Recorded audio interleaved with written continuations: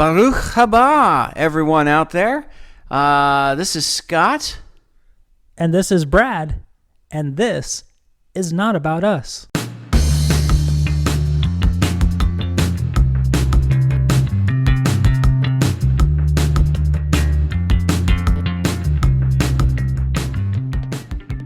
All right, we are into Genesis episode 20. 20. 2-0. I can't believe it. One more episode and we can legally drink. Yes. Don't know why I'm focused on that. I don't know. 21 seems to be a big number in the United States for that reason. But 20, wow. It's like we're finally reaching adulthood. Yeah, there's just something. We don't have to talk about it, but we've talked about it in other podcasts. I honestly didn't know that if we would just do 10 of these, 15 of these, we're well past 50 total podcasts. Yeah. I mean, I think we're getting closer to like the 70 range now. Crazy. And that is all right. crazy. And let me go back. Baruch haba. As some of you know from my other podcasts, I'm trying to learn Hebrew at the moment, and that colloquial translated is welcome. But literally translated is blessed are you the arriver. So I just want to speak blessings on you. Everyone arriving to this podcast, Baruch haba. Welcome and be blessed. How sweet. Thank you. What a great way to introduce somebody into your home or your life. To greet them with blessings. I appreciate that too. And I want to bless all of you listening. So, and we want collectively, you listeners, want you to be a part of this. Let's just invite the Holy Spirit in right now and give him the ultimate blessing. Baruch haba Yahweh. Brad, go ahead and bless him. Baruch haba. Baruch haba Yahweh. Yeah, Yahweh. As you know, we do not want this to be about us. You are the honored guest. That's why we invite you in. And you're the one that gives the blessings. But we give them to you too. We bless you and we appreciate you and we cherish you and we want to do our best to glorify you in the any which way that we can. And as always, that's the hope that these podcasts are doing. So come in, be the honored guest, because we can't do it without you. There is no way. We need you. We need your support. We need your guidance, your guiding hand, helping us find those nuggets of truth that you want us to share. But more than that, we need you just in our lives, every moment. Without you is pain and negative feelings and just, it's not good. But with you, it is so good. It's passion and excitement and love and joy. Yes, Yahweh. So be here with us and bless us as we do our best to glorify you, and bless our listeners as we do our best to help them learn that they too can study and find these truths that you have for them. Thank you, Yahweh. Amen. Amen. All right, we are into Genesis chapter 4. Last time we began with Genesis 4, 1 and 2, and it was essentially just the birth of Cain and Able, or Cain and Havel. And just kind of digging into what their names meant and a little bit of where they are in this story. But we're going to move on to Genesis 4, and right now I'm going to read Genesis 4, 3 through 5, and as always, I'm reading from the Hebraic Roots version. And in the process of time, it came to pass that Cain brought of the fruit of the earth an offering unto Yahweh. And Havel, he also brought of the firstlings of his flock and the fat thereof. And Yahweh had respect unto Havel and to his offering, but unto Cain and to his offering he had not respect. And Cain was very wroth, and his countenance fell. I like the way right off the bat here, I like the way it says, and in the process of time. I just like that word process. Now, we've talked about this before, Brad, but so many times in the Bible, we see something, and in fact, in Genesis 4:1-2, we talked about this. Cain is born, Abel is born, and immediately says, and Havel was a keeper of sheep, but Cain was a tiller of the earth. Were they born, they popped out of their mother's womb, and they just go, where are my sheep? And he just goes right out. Was Cain just born and went right out and said, where's my field? I need to, did that happen? He's wearing coveralls and Exactly. He's just ready to go. Yeah.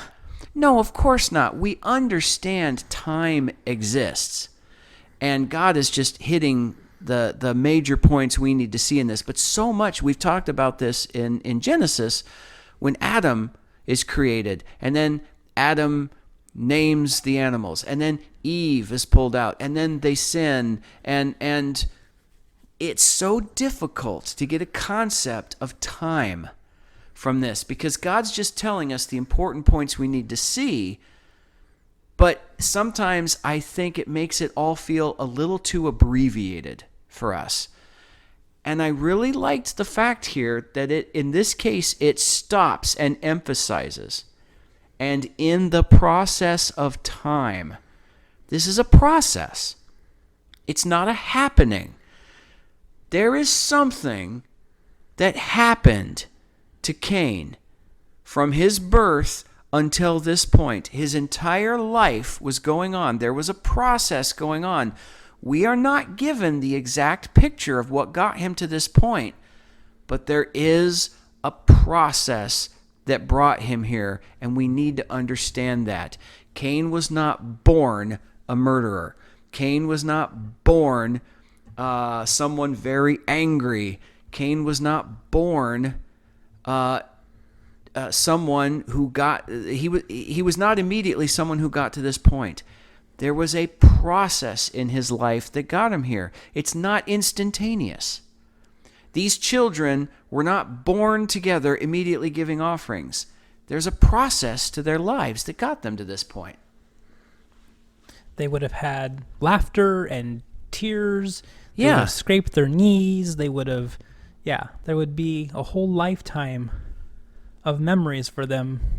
There'd be a whole process. Mm-hmm. Yeah, you're right. I do appreciate that very much. Now, in the first one, I mentioned that I have a feeling, I'm not calling this perfect knowledge of anything, but as I read about Cain and Havel, and especially in the description of Cain's name, just the example of who he was, he's the first child on the planet. I mentioned before that I feel that he was intended to be a prophetic picture of Jesus, a prophetic foreshadowing, and I think he rejected that. This is just me surmising, guessing, really, from some of the evidence that I'm seeing. I do not want to paint this as absolute knowledge. This is me kind of pondering, I wonder if this is the case. And this is kind of my focus today on where this process, it doesn't specify, but it makes me wonder. It does specify there was a process, but it doesn't specify every little detail that happened to Cain to bring him here. It only really points out the end result of where he was. But I kind of want to ponder about that process. What got him here? So, and this is what I'm talking about. We see right here, Cain's offering does not please Yahweh's like Havel's did. And I always wondered why. Now, people told me that, it says right here, because Cain brought the fruit of the earth, but Havel, he brought the firstlings of his flock. He brought of the fat thereof. So Havel brings the best of all he had. And Cain just brought just some stuff. And I get it. I get what you're talking about. But the fact is, there was a process to get them to this point where this is what they were doing. What brought them here? In other words, Cain didn't just wake up one day and say, you know what, today I'm just not going to care. No, his whole life got him to this point where when he made this offering, he just wasn't ready to bring the best. He just didn't care. Why? That's what I'm kind of focused on. What got him to this place? I can't say I know. We're just going to kind of talk about, I guess that's my focus. Emphasize on it didn't instantaneously happen. We know Cain's life brought him to this place. And we're going to try to look at a little bit of clues, a few ideas on what's going on. But I'm going to kind of keep coming back to, I think Cain was just in rebellion. He's just being selfish. This is another example of Adam and Eve in the garden choosing the fruit, just being selfish, just saying, we think we know better than God about how to run our own lives. And I think, I just get the feeling that Cain fell down along that trap of saying, God has a destiny for me in mind. God has a perfect plan. I don't like that plan. I'm going to do something else. But we'll keep going here. So I looked up the word respect. And I admit, I had very few words that jumped out at me to actually dig into the Hebrew this time. I just, over the next few verses I'm going to talk about, I just had kind of overall thoughts about what it was saying. But I did like this word respect. And I wanted to see what it was. And it's Strong's Concordance number 8159. Because Yahweh had respect to Havel's and to his offering, but unto Cain and to his offering he had not respect. So what was it that God was giving to Havel and not to Cain? And the word respect, 8159, Strong's Concordance, is the word sha'ah. Sha'ah. And it means to gaze at or about, to gaze about. By implication, it means to inspect, to consider, to be compassionate, and it can also mean to regard or respect. So, what he was giving was just the fact that he was looking. To gaze at, to respect. So, to Havel, if you think of it this way, he gave his consideration. He gave his face. He gave his gaze. He gave his focus. And to Cain, he didn't look. Wasn't worth it. It just didn't even bother considering it. Didn't even bother looking at it. Didn't bother gazing upon it. And that ticked Cain off. You talked about him being selfish, and I do totally agree with that. And I've noticed that a lot of selfish people are also easily offended. Mm-hmm. So instead of doing what he probably should have done here and looking internally to analyze what he did wrong, he presents something to God that is not deserving of respect, and then is offended by the God who did not respect what was not deserving of respect. Yes. Yes. And we're going to get that. I'm thankful that you brought that up, because we're going to focus on that in another couple verses down here. But that's exactly, I'm going to get to that too. Cain is being treated, he's acting like a spoiled brat. Yeah. And he starts to act like the one being offended instead of the one giving the offense. And you're exactly right. And again, it's further evidence to me that he's given into selfishness. And I think that's what's going on here. Is Cain is saying, I don't want what you've got for me, God. I want what I've got. He's being a spoiled little brat where everything is him. Everything, the focus is him. And when God doesn't gaze upon him, doesn't give regard to what he does, just like you said, selfishness tends to say, I want you to look at me. And when God doesn't look at him and says, no, the game isn't played that way. This is not all about you. Cain gets angry because to him, oh yes, this is all about me. Right. Yeah, that spirit of offense, being offended, I have noticed seems to be pretty prevalent in at least this country. In my own lifetime, I've noticed it getting worse and worse. Mm-hmm. And I'll self-convict. The reason that I can say this, because I'm not casting judgment on anybody. I'm casting judgment on myself. Before I changed my life with the help of God, I was a very selfish individual, very internal individual, and I was offended by the world and what I saw around me because I didn't have what other people had.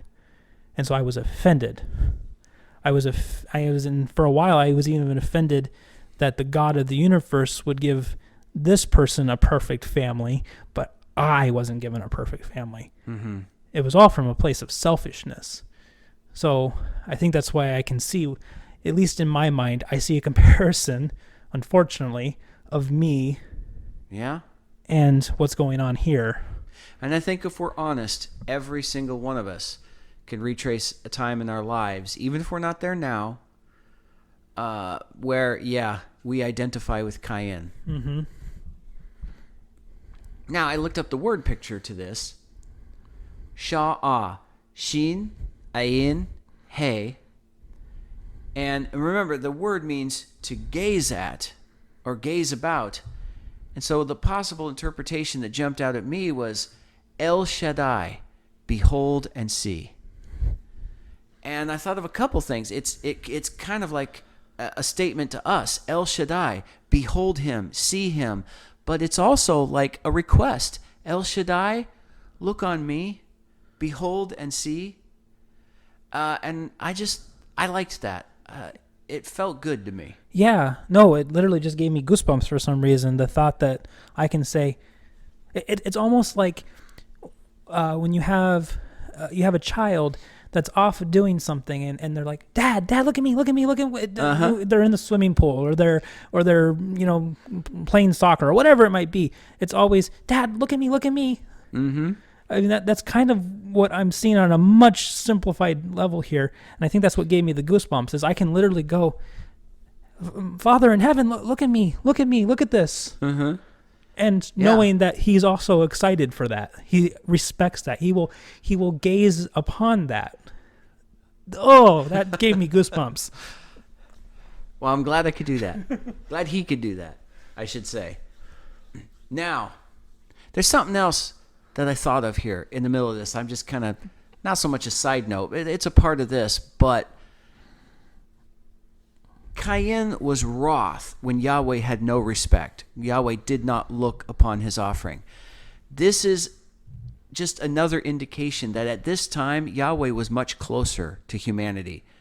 Right now, if I were to say, God had respect and looked upon this thing over here and did not have respect or did not gaze upon this thing over here, people could justifiably say, how do you know? What makes you the supreme ruler that decided that God looked on that and didn't look on this? How can you tell? Because we're so disconnected from God in this world. This is a point in time where even though they're kicked out of the garden, and even though they don't have that manifest presence the way sinless Adam did in the garden, God is still with them closely enough that Cain absolutely knew God didn't pay attention. In the same way that you would see a physical person walk in and go, this is interesting. I don't want to care about that. I'm not paying any attention to that. But this over here, it's an absolute knowledge that Cain knew this. Just a further indication that Yahweh was much closer to humanity still at this point in creation. Yeah, I think you can see evidence of that through the Bible as you go through the Bible. There's very clearly a time where he was very directly interacting with the events that were going on with the people. You see that a lot in Genesis and Job, in different places. Then you start to see a trend where they started having to use prophets, and prophets actually a lot of times went to him where he was, not necessarily God coming to talk to them. He brought them to him. Come up here. And then you have a period where you don't really see more than just some dreams and things like that happening. And then Yeshua comes. And then from that point on, it's almost like, we're now the ones that have the authority. It's kind of our job. Because he indwells within us, each and every one of us. Yes, we have become kings and priests, and he speaks directly to us, to our spirit, rather than just like someone across the room from you that you can speak with.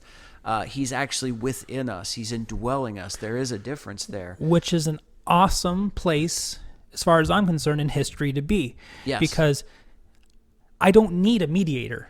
I don't need someone to stand between me and God. If I want to talk to God, I talk to God. Yes. And what an awesome privilege or gift or blessing that really is. One of the reasons I pointed out here is because exactly what Brad just said, and thank you for saying it. We're going to see as we go on, it gets less and less and less. It's like he's moving further and further away. And I think that is an indication that sin is deepening its root in the world as we go on. And we're going to see as we move on, I'm going to point out times like this where it says things like this, and we're going to see how he's getting further away from humanity. Yeah, that was my first thought too, was he has to kind of put some distance between, or because his nature of glorious and righteousness would have to destroy us because of what we're becoming. So then, I did, admittedly, I did several verses, and I'm going to go through about Genesis 4:9 today. At least that's my intent. And that was it. That was the only word I looked up. And to be honest, almost out of guilt. And like, really? That's it? I kind of went back and reviewed. It's like, is there anything that jumped out at me? And now I want to share with you real briefly.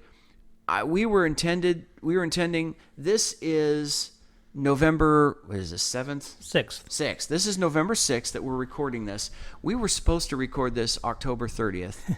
And we had an event that happened at my house. I'm actually going to get into in the conversation, so I won't go into it here. But we had an interruption. We couldn't record. If we had recorded last week, I was done. And I kind of went back. I had extra time. And I said, well, let me use the extra time to get a little deeper. And the first week, the word countenance jumped out at me. And it felt important, but I didn't know why. And so I kind of let it go. I said, that seems, I don't know why, it just felt kind of silly that would jump out at me. But I thought, okay, well, the fact is, it does. So I decided, okay, I'll look into that. Countenance, the second time around. Now, what amazed me is we've done this word before. The word is panim. It is Strong's Concordance number 6440. Panim or pane. Now, they can both be used. Panim is a plural word, but it is always used as a singular. So think of it, now it doesn't mean this, but think of it like the word waters and all the waters of the earth. That's plural, but it's used as a singular, like they're one group, that kind of thing. So panim is this same sense. It's a plural word that's used as a singular. And it means the face.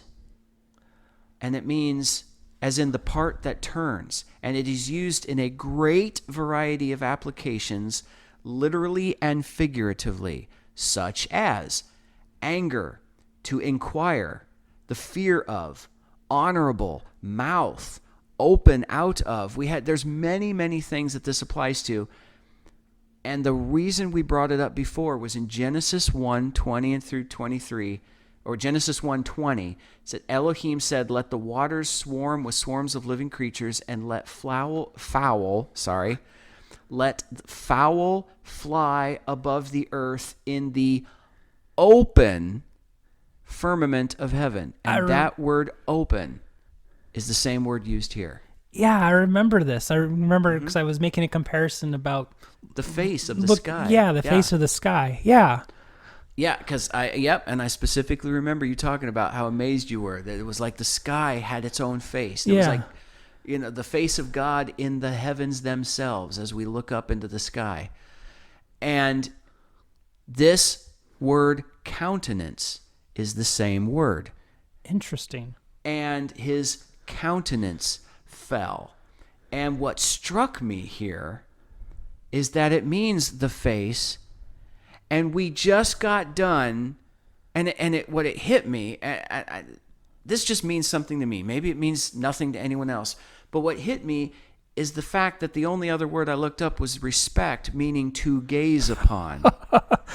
And it was like he didn't have God's gaze, so his own face turned away. It was almost like Cain. There's a picture of him just going, I can't have yours, you can't have mine. Yeah. It's like he got offended. Oh, you turned your back on me? Well, I'll turn my back on you. Yeah. Wow. So I just saw the connection there. He didn't get God's gaze, so his face fell. Because I always kind of read this, his countenance, growing up, as just kind of his attitude. Yeah. His attitude got... But it's literally, the literal translation is his face, which we can see. His countenance fell. When you think of someone's countenance falling, the face gets sad and drops. You think of that, and so there is I get it. I get the visual picture here, but that's the first thing I thought of. Yahweh's gaze didn't go towards Cain, so Cain said, "Well, forget you. You can't have mine either." Wow. Now, in this word, panim, in the word picture, the last time we came up with, behold the life in the word. And that came from, and that's still a good one, but at the time we were thinking of the open firmament of the heaven, his face revealing the glory of God. And so that's what jumped out at me. Now, in this sense, I looked at it again as this word face. And this is what I thought of, and I'll explain why here. The heir to the throne reveals the entrance. Now, in just the general word face, you can say the face of God. You can say Jesus is the head, we are the body. He is the heir, we are heirs of salvation, but he's the first begotten Son. We're grafted into the vine. The heir to the throne, the Son of God, reveals the entrance. And as Brad has just recorded a Revelation study where he talks about God, Jesus, in Revelation, I am, and revealing what that means, and several I am statements of Jesus. And Jesus talking about, I am the way, the truth, and life. And Jesus saying, I am the gate. And that's one of the things I was thinking of with this. The heir to the throne reveals the entrance. Jesus saying, I am the heir to the throne. I am the way. But in a picture here with Cain, again, I think this is one of those small things that points toward the fact that Cain should have been a picture of Jesus. And Cain's countenance fell. And if you look at it this way, the heir to the throne revealing the entrance, that's what he was supposed to be, and that fell away. If you think about it that way. Yeah. He was supposed to be revealing the entrance to truth, to life, to Jesus, to Yahweh God, and Cain's countenance fell. So it's like it fell away, it dropped. He had nothing to do with that anymore. We have a picture of faces here. God withholding his gaze, Cain's face falling. So if Cain is intended to be a prophetic picture of Yeshua, is this a picture of him choosing the same path Lucifer took, giving in to his selfishness and falling like Lucifer fell?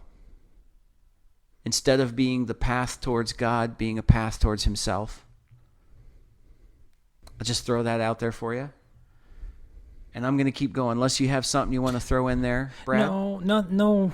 My thoughts are kind of muddled right now. I was just picturing Lucifer and the ultimate disrespect, his face falling away from looking at God. Mm-hmm. There's nothing really much there. That's just where my mind is right this moment, and just like, wow, yeah. It's an interesting picture you're painting. So Genesis 4. The last part of 5 through 7. So I'm going to repeat some of what we just did here. And Cain was very wroth, and his countenance fell. And Yahweh said unto Cain, Why are you wroth? And why is your countenance fallen? If you do well, shall it not be lifted up? And if you do not well, sin couches at the door, and unto you is its desire, but you may rule over it. So first of all, I'm going to go back. This is what I was talking about when I mentioned earlier. I'm thankful that you jumped in with your analysis. This shows me the person causing the pain is acting like he's the one offended. Right. Cain was very wroth, and his countenance fell.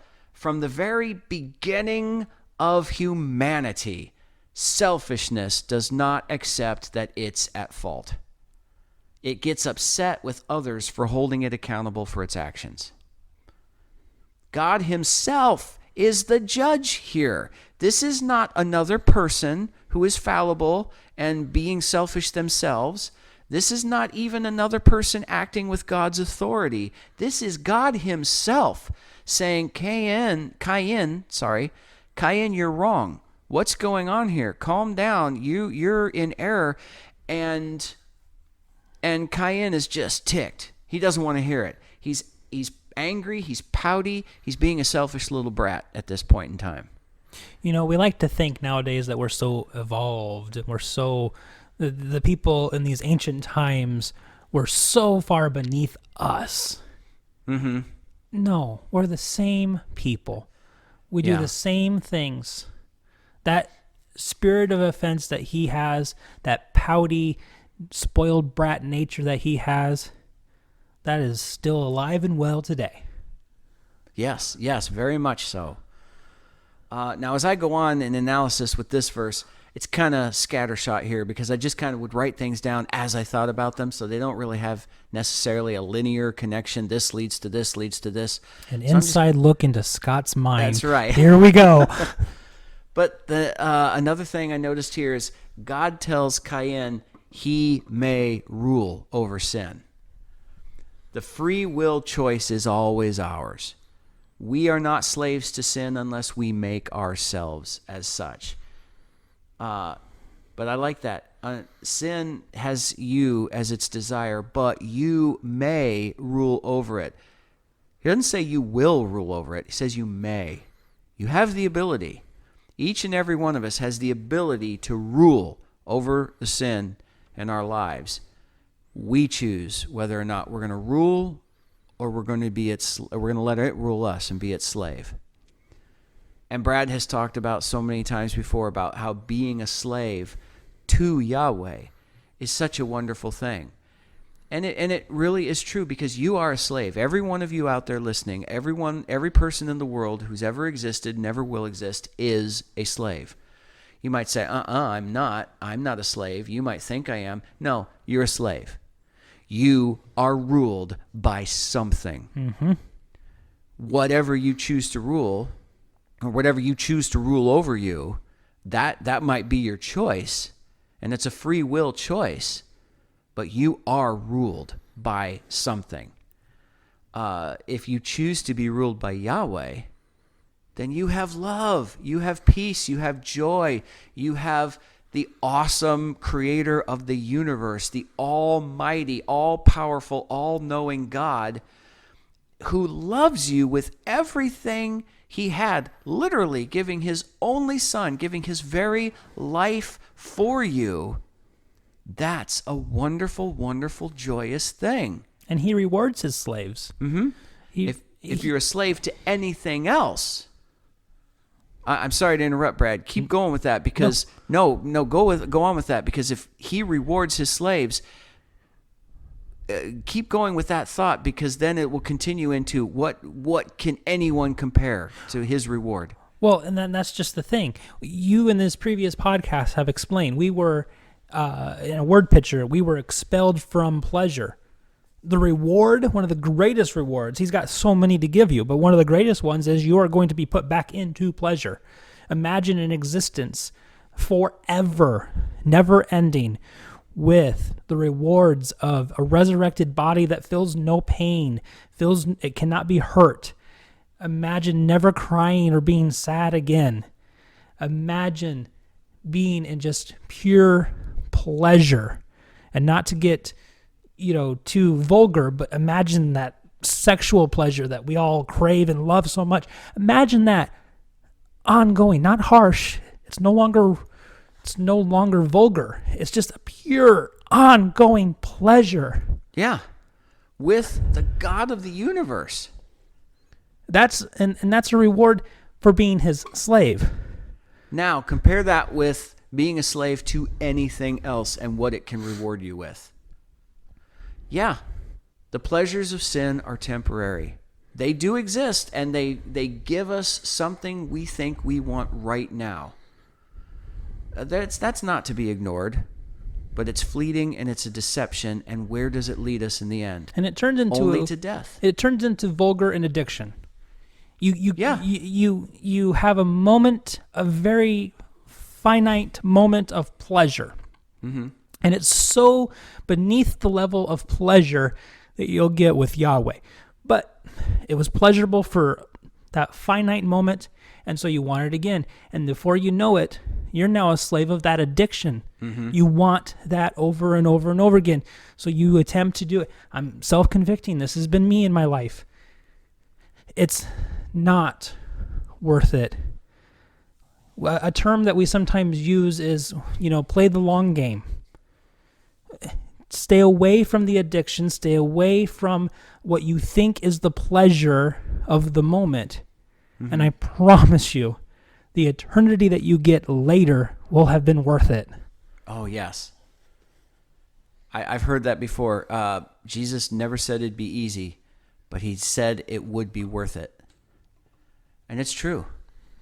Well, that's the only reason I can say that and say it's truth, is because Jesus said it. And in my podcast that we just talked about, he absolutely knows who he is. Yes. He absolutely knows that he is truth. Which is Revelation number 7. If you're listening to this, go check that one out too. Yep. They should both be up about the same time. So, but yeah, no, it's he cannot lie. So if he says it, and I'm hoping that in that podcast, I'll have given you plenty of evidence to realize that he is exactly who he says he was. Mm-hmm. That was part of the goal. But yeah, anyway, no, continue, Scott. Well, I also like what it says here. If you do well, shall it not be lifted up?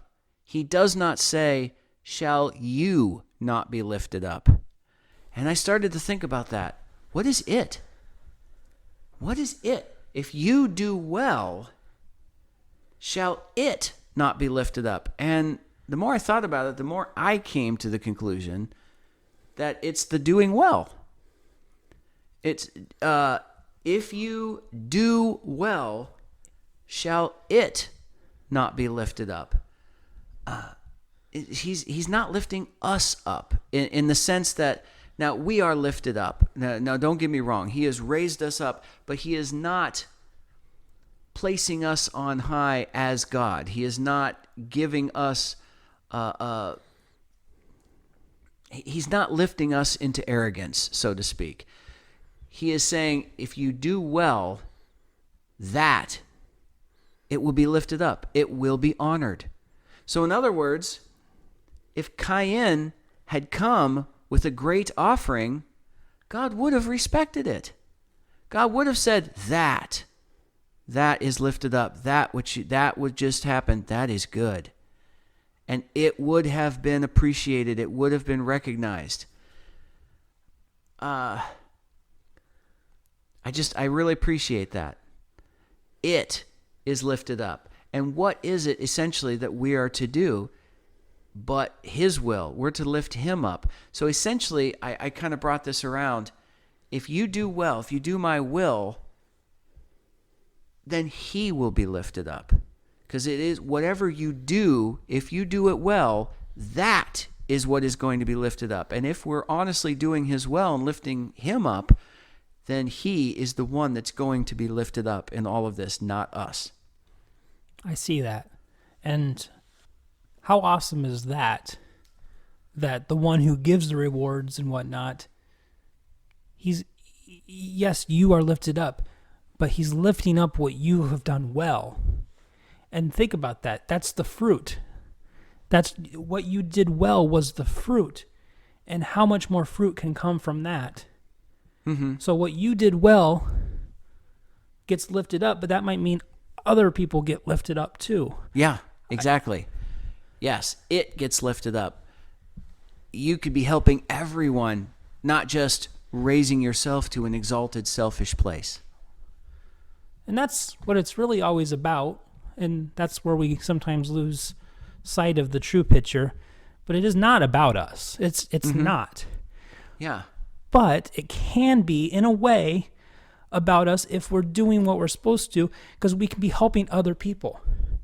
We can be glorifying God, which can help other people find their way to glorifying God. Mm-hmm. This is off the top of my head. No, I know exactly what you mean, because there is a recognition. It's not about us. We want to love gives, and we want to love God and lift him up and do his will. But there is a logical understanding that the more we lift him up, the more our situation is improved, is made better, is we are lifted up essentially. And I think of it right here with you and me, Brad. When I loved you, when I reached out and shared the love of Jesus that I had to you, I helped you, but selfishly, I gained a friend. I gained a partner. I gained a better place in my own life. And we were just talking about this off camera, how wonderful it is when Brad and I each do these podcasts, we study them separately. And it's wonderful when you're going through the whole week and going, oh, wow, I see that. Oh, that's cool. And it's so cool. But then when you get here and we say it to each other and we say it to you, it is such a wonderful feeling knowing the person on the other end is receiving it joyfully. And guys, we've said it before, I hope you all have someone like that. When you find a truth of God, when you find something wonderful, that you have someone in your life that you can go, look what I found, and they react with joy, because that helps you too. You're going to them and saying, this is wonderful, this is God, and I want to share it with you out of love. But when they receive it out of love, you are also lifted up. That's not the intent. You're helping them. You're lifting God up, but you do receive something from that. There is an excitement about giving someone a gift you know they're going to love. Yes. And I think that's what I'm seeing here, and that's what I'm understanding. It's great to get a gift. It is. But there is something special about putting the time and energy into finding that perfect something that you just know someone is going to really love and enjoy. And recently I did that with Kristen, your wife. She had this shirt that she loved, and she loves Crazy Cat shirts, and she had this one, and she made a comment that she was thinking about trying to find a replacement for it because, she's had that one for a while and it's one of her favorites and it's starting to show its age. And so I just took that piece of information, and there came a point where there was a time to give her a gift, and I said, oh, But I'm not just going to do that. I'm going to do something really special with it. I'm not just going to find that same shirt. I'm going to do something special with it. And so I put some plotting and some stuff together, and I took a picture of one of her cats that she loves. I had a custom shirt made with that same caption, but with a photo of her cat. And I watched her as she opened it, and I watched the stages of recognition as she finally realized, wait, that's my cat. It was, I think it was honestly better for me to watch that than it was for her to even get the gift. So I see what you're saying here, and it makes total sense when you think of it in that way. Now, moving on, because I'm afraid I'm getting too long. I'd love to stay on one of these topics forever, but I want to move on here. Cain was very wroth, and his countenance fell immediately after this event of Yahweh having not respect on his offering. That made me wonder, did this catch Cain by surprise? And it started to make me think about the process leading up to this. Or was this something that had been building? Now, so in other words, is this Cain just kind of rejecting and just doing his own thing and just not even really paying attention to God and just kind of disobeying like kind of an ignorant child and just doing his own thing? Or has he been wroth before this?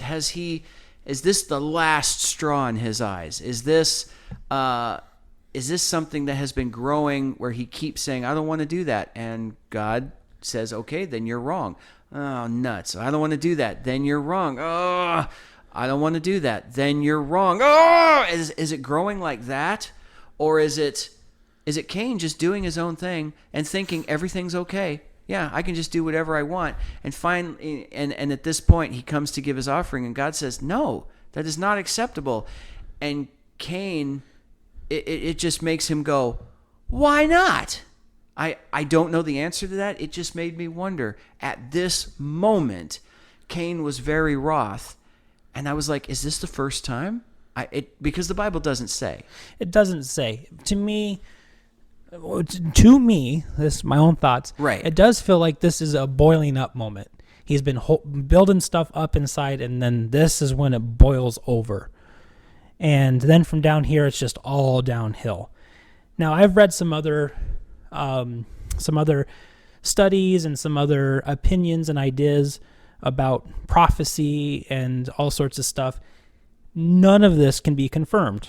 Mm-hmm. But I've read some things that already fearing the prophecy that the woman's seed would be his downfall, that Satan has already been at work trying to destroy humanity, even right here, right away, because he's afraid of that prophecy.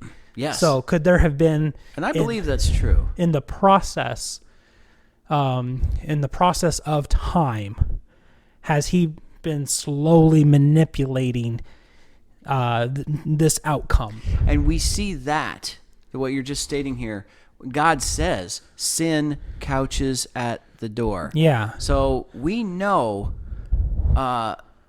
Satan is already at work. Satan already has intentions. We know that. God says it. Sin couches at the door, and unto you is its desire. So he's telling him, Satan desires you. And Cain, you can rule over it, or you can let it rule over you. You can rule over Satan, or you can let him rule over you. And now, skipping ahead, we know the story, and he lets it rule over him. Right. And again, kind of skipping ahead, we can see, we're going to talk about this much later as it comes up, but we can see how Cain's line from here on out basically becomes the masters of evil on the planet. Because he lets Satan have his way in him. Yep. But yeah, no, I think there's, even though it doesn't specifically say, and Satan did this, and Lucifer did this, and spoke this, and what have you, God says, sin couches at the door, and unto you is its desire. Sin wants Cain. Now, sin wants all of us in the general sense, but I think he was talking specifically to Cain too. There's a reason you are desired, and you're letting it win. No, I think you're right. Now, again, we can't say absolutely this is what happened because the Bible doesn't specify, but there are indicators that things like this were going on. There's a lot of evidence if you really want to look for it and find it. If truth comes out and your evidence took you down the wrong path, then you throw it out like anything else. Mm-hmm. But no, as of right now, we're doing the best we can with what we have. And yeah, I'm in agreement too. I do think that, and it makes total sense. Of course he's going to be nervous. God basically said you're going to be destroyed by her seed.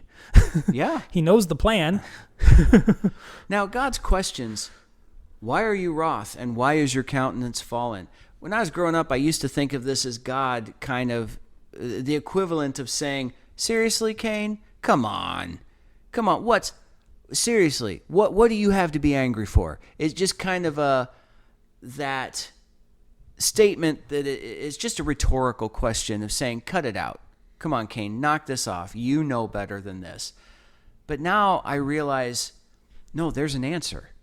Again, an almighty, omniscient God never asks a question that he is seeking information for. The question is for our benefit. Why are you wroth? Why is your countenance fallen? And again, we mentioned it before. I think it's because he was choosing selfishness.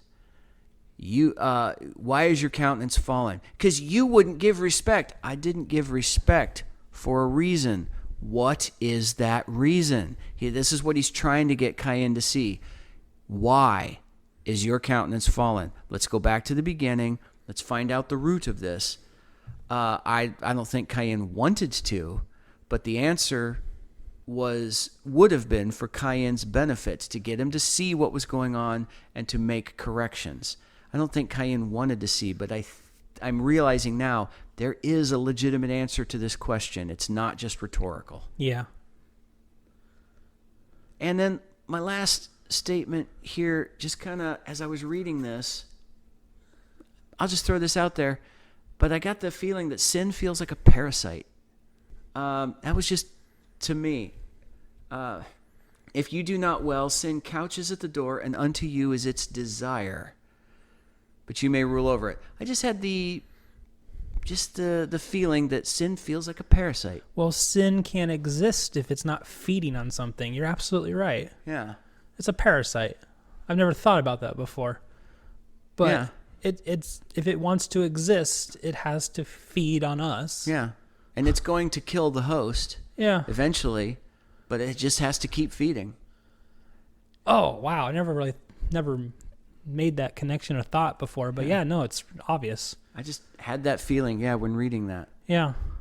So now I'll go on. Genesis 4:8. And Cain said unto Havel his brother, let us go to the field. And it came to pass, when they were in the field, that Cain rose up against Havel his brother and slew him. I wonder now if Cain intended to slay his brother.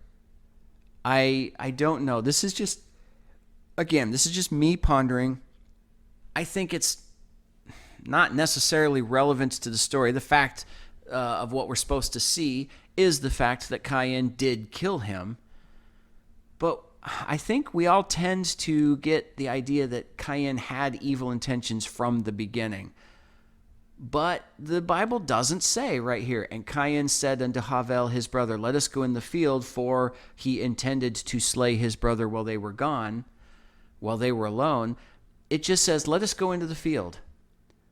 I wonder if the slaying was a spontaneous act that just manifested from his growing anger and resentment. Because Havel just went with him. I imagine they went into the field together time after time. This is not a new thing. And I don't know if it's important. I just had that thought. Yeah. We can see the same thing today with our emotions. Selfishness led to offense, a spirit of offense. And then that spirit of offense led to a spirit of jealousy. Mm-hmm. And then it's almost like you can almost see Satan manipulate him. Well, there's your brother. God loves him. Mm-hmm. You can see it boiling it up. And I really appreciate how you started this. In the process of time, Nobody just wakes up one day and is evil. Yeah. In the process of time, things happened. And that's what I said. That's kind of the focus of all of this right here. As we see each little piece go back to that. How did he get to this point? We're not given a day-to-day progression. We're not given a step-by-step progression. But the fact is, Cain didn't just get here. In the process of time, he reached this place. I wonder what all was involved there. And it's really easy for us now to look back in judgment, but we're getting 5 minutes, 10 minutes, a half hour's worth of their lifetime. Of their lifetime. You know, if you only got a bit and piece of if you only got a half hour total of my entire lifetime to look at and examine, then I pray it's one of the good half hours. Because then you might not judge me as good as I would hope you would. That is an interesting thought. And that's every person in the Bible, really. We're only getting very limited time with them. Yeah, and again, God is giving us the pieces of individual lives that are important for lessons on our own. We're not seeing the whole thing for various reasons, but what we're given is important for us individually. So that's always, we need to understand that. But it's tragic to think about that this was a child. And as you talked last time, he no doubt brought his mother smiles and good feelings, and she got to be a mother and tend his scraped knees and laugh with him and have family moments, and that in the process of time turned into something tragic. Now, we said before in Genesis 4, 1 and 2, Havel is born. Created, that same works, but he's born. And again she bore his brother Havel. And I pointed out, this defines Havel as his brother, referring to Cain. Every time, Havel is his brother. And we get that again here. It's repeated. Cain rose up against Havel, his brother. It's repeated here and on as we go through this story. There's a focus on that. And as I started to think about that, Havel is constantly referred to as his brother. And I think in each of our lives, we can see this too. Who is our brother? Everyone around us. Every person you are supposed to deal with, every person God puts into your life is your brother. How are we dealing with them? Are we dealing with them like Cain dealt with them? And look at what the result is. Are we killing them? Even if we're not actually raising up a knife or a club or a gun and actually murdering them, are we killing them spiritually, mentally? Are we killing their spirit? Are we killing their soul with negative words, with hateful things? Or are we doing what Cain should have done and been that picture of Jesus to them? I think that's one of the things we're supposed to see here. And I think that's one of the reasons that Havel is always described as his brother. The focus here is on Cain and what happens to him and the results of where he went with his decisions. Because then again, Genesis 4:9, and Yahweh said unto Cain, where is Havel, your brother? And Cain's response, and he said, I know not. Am I my brother's keeper? He doesn't say, am I Havel's keeper? He doesn't say, where is Havel, the second child of Adam and Eve? Everything is wrapped around him being defined as Cain's brother. And there's an importance to that. So then you have a choice. Do you harm your brother or do you lift them up? I think that's definitely one of the things we're supposed to see from this. Wow. That is awesome conclusion that you just made. But now, getting into Genesis 4:9 a little bit deeper, once again, I'm going to point out, the Almighty Omniscient God does not ask a question because he seeks information. The question is for our sakes. Where is Havel, your brother? For Cain, it was a direct question about Havel. But for us, the question stands. Where is our brother? I believe that each one of us on our judgment day, again, this is my belief, not saying it's absolutely right, but I believe that each one of us on our personal judgment day will review the entirety of our lives, and we will see the direct results of the selfishness that we acted upon towards our brothers in Christ and those who should have been our brothers in Christ. And I believe we will see people in hell that we were supposed to help and we could have helped, and we chose not to. I believe we'll see people in heaven that we could have furthered along in their walk, and they could have been in a greater place in heaven. And I do believe we will see people in hell that we honestly did do everything God wanted us to do, and they rejected it. And I do believe we're going to see people in heaven that we were obedient towards, and we, because of our obedience, God was able to touch them and save them, and they accepted his salvation. There's going to be good side too. There's going to be ways in which we were obedient and we won. But what I want to focus on is Cain's story here and how we share in it. And let this reach all of our hearts and all of our souls. I believe we will see when we're in heaven people that are still on earth when we're there, that are struggling with, that we were supposed to help while we were there.